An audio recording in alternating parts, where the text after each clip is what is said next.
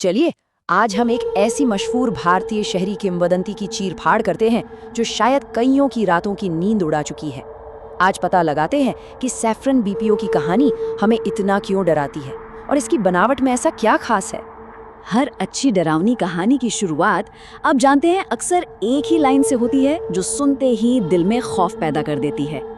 ये एक सच्ची घटना पर आधारित है। बस यही वो एक लाइन है जो किसी भी भूतिया कहानी को एक डरावनी हकीकत जैसा महसूस कराती है और हमें ये सोचने पर मजबूर कर देती है कि अरे ये तो किसी के साथ भी हो सकता है। कहानी की शुरुआत होती है एक बिल्कुल आम से बीपीओ ऑफिस में, मतलब एक ऐसी जगह जहां रोज रात को हजारों लोग काम करते हैं। सब कुछ एकदम नॉर्मल, लेकिन जानते हैं शहरी किंवदंतियां अक्सर ऐसी ही नॉर्मल जगहों पर जन्म लेती हैं। इसी नॉर्मल से माहौल में अब कुछ बहुत ही अब नॉर्मल होने वाला है। तो किरदारों से मिलते हैं। एक है विनीत जो इस कहानी को अपनी आंखों से देख रहा है। उसका दोस्त है समर जो थोड़ा मजाकिया और खुश मिजाज किस्म का है। और फिर आती है रोज, ऑफिस की स्टार परफॉर्मर, खूबसूरत, शांत और जिसके बारे में सच कहें तो कोई कुछ ज्यादा जानता नहीं है। वो एक पहेली की तरह है बस। और फिर एक रात सब कुछ बदल जाता है। एक छोटी सी अजीब सी घटना होती है, एक ऐसी घटना जो डर का वो पहला बीज बो देती है जिसे उस वक्त कोई समझ भी नहीं पाता। जरा सोचिए, एक कॉल चल रही है घंटों से, लेकिन लाइन पर कोई है ही नहीं, सिर्फ खामोशी।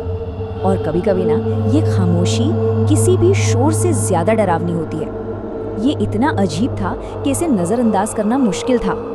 और जब उसका मैनेजर उससे इस बारे में बात करता है तो वो कोई सफाई नहीं देती, बल्कि गुस्से से उससे घूरती है, अपना बैग उठाती है और बिना एक शब्द कहे हमेशा के लिए चली जाती है।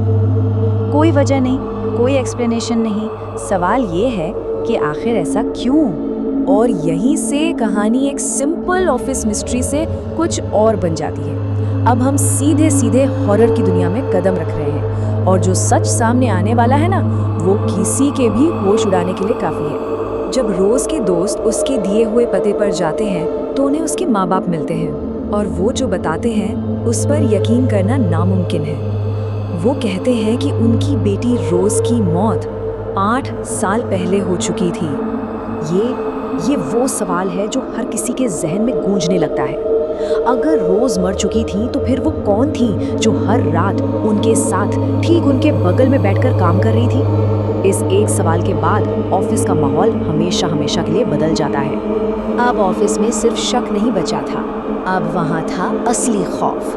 वो मौजूदगी अब छिप नहीं रही थी। खाली गलियारों से किसी के चलने की आवाज़ें आने लगती हैं, वॉशरूम के शीशे में किसी को लाल आंखें दिखती हैं और रोज़ का पुराना कंप्यूटर वो अपने आप लॉगिन हो जाता है। ऑफिस अब एक सेफ जगह नहीं रही।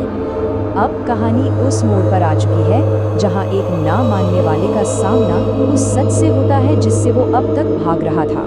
समर, जो इन सब बातों को बस वहम समझता था, अब उस रात का सामना करने वाला है जो उसे हमेशा के लिए बदल देगी।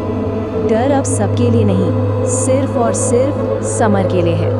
उसे एक कॉल आता है और दूसरी तरफ से जो आवाज़ आती है वो उसकी रूह कंपाने के लिए काफ़ी थी। Hello, Rose this side. और जैसे ही वो ये आवाज़ सुनता है, ठीक उसी पल पूरे ऑफिस की बत्तियां गुल हो जाती हैं। घना अंधेरा, और अब वो उस आवाज़ के साथ पूरी तरह अकेला है जो वहाँ होनी ही नहीं चाहिए थी। तभी उस अंधेरे में चांद की जो हल्की सी रोशनी आ रही थी, उसमें उसे कुछ ऐसा दिखता है जिससे उसका खून जम जाता है। रोज की खाली कुर्सी धीरे धीरे अपने आप घूमने लगती है और फिर ठीक उसके कान के पास एक ठंडी सी फुसफुसाहट सुनाई देती है। हाय समर, तुम मुझे भूल गए? वो जैसे ही पलटता है, अंधेरे में उसे सिर्फ 2 दहकती हुई लाल आंखें नजर आती हैं। समर अपनी जान बचाने के लिए लिफ्ट की तरफ भागता है, लेकिन ये लिफ्ट उसे बचाने के लिए नहीं बल्कि कहीं और ही ले जाने के लिए थी। लिफ्ट के दरवाजे खुलते हैं और सामने ऑफिस नहीं, एक कब्रिस्तान है। ये एक बुरा सपना है जो हकीकत बन चुका है। एक ऐसी जगह जहां असल दुनिया और नर्क के बीच की लाइन पूरी तरह मिट चुकी है। लेकिन अगर ऐसा लग रहा है कि कहानी यहाँ खत्म हो गई तो रुकिए। किसी भी अच्छी शहरी किंवदंती की तरह असली खौफ तो कहानी के आखिरी मोड़ में छिपा होता है। फिर एक और राज से पर्दा उठता है जो सारी कड़ियों को जोड़ देता है। पता चलता है कि सैफरन बीपीओ की बिल्डिंग जिस जमीन पर बनी थी वो पहले एक कब्रिस्तान हुआ करता था। अब सब कुछ साफ होने लगता है। खैर, कई महीने बीत जाते हैं। समर और विनीत अपनी अपनी जिंदगी में आगे बढ़ चुके हैं। वो उस रात के खौफ को लगभग भुला ही चुके हैं। लेकिन कुछ कहानियां आपका पीछा कभी नहीं छोड़ती। एक रात देर गए समर का फोन बजता है, एक अननोन नंबर से, और दूसरी तरफ से वही जानी पहचानी दिल दहला देने वाली आवाज वो वापस आ गई थी।